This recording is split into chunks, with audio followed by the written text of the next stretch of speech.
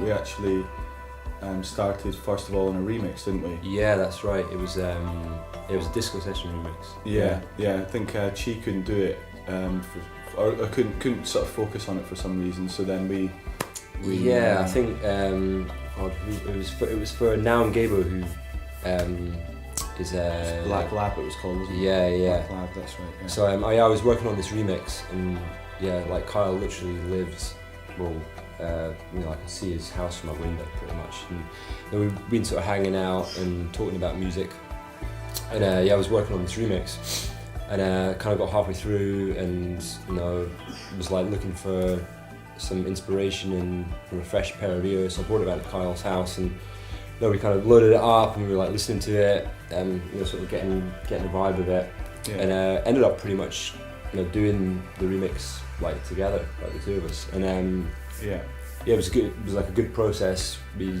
I think what we sort of found was that we both really enjoyed the technical side and the performance and the playing side. So we both had a good balance of both of those disciplines. We were interested in experimenting in the studio. I think was and just sort of just spending as much time as it took to get the right sound. Really not cutting any corners. That sort of like no compromise attitude towards like really pushing your abilities, and embracing the process of experimenting in the studio is something that it was clear that we both shared from the outset. So I guess from that we were like, okay, well, we could do something. Yeah, that's right. So then you came around with just a snippet of some stuff that, and then we just started working on it, and that eventually ended up being Flares. Yeah. It was pretty, which is the first track on the Land of Light album. Yeah. So I mean that was almost a 1 year process to sort of do that track. It was a bit of a it maybe got a bit ridiculous in terms of how long it took.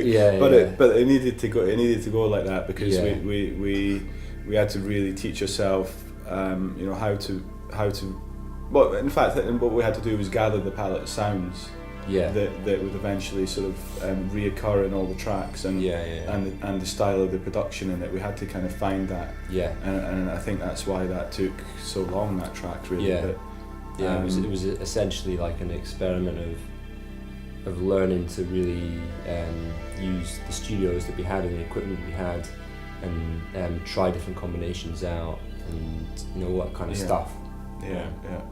It's that's kind of what Land of Light has become more of the sort of process of actually recording and coming up with these sounds, and the end result is just how it ends up almost, isn't it? It's just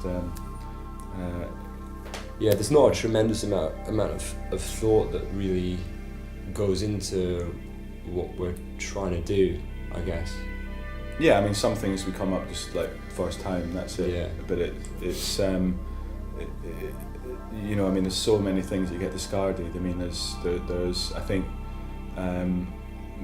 something like 60 gig of files for that Land of Light album. 60 gigs quite a lot. Yeah. So I mean, there's a lot of recorded stuff. I mean, we could probably make another 10 albums out of stuff that didn't make it. Yeah, a lot kind of got ditched along the way, but it's definitely.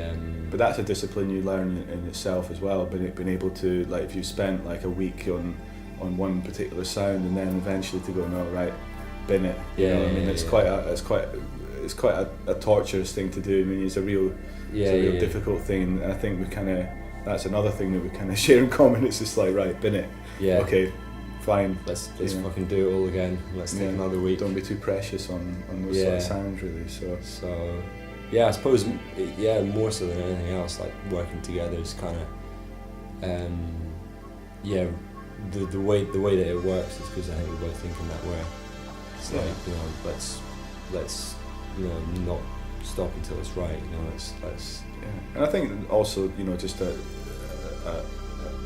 sense that obviously we get on as really good mates, and there's that sort of mutual kind of patience there as well. So there's certainly a lot of patience necessary. If you spend sort of 3-4 years in a small room with someone, it's like Yeah, I mean those 3-4 years weren't just like, you know, meeting up like once a month, or I mean there were a few periods like that, but like it wasn't.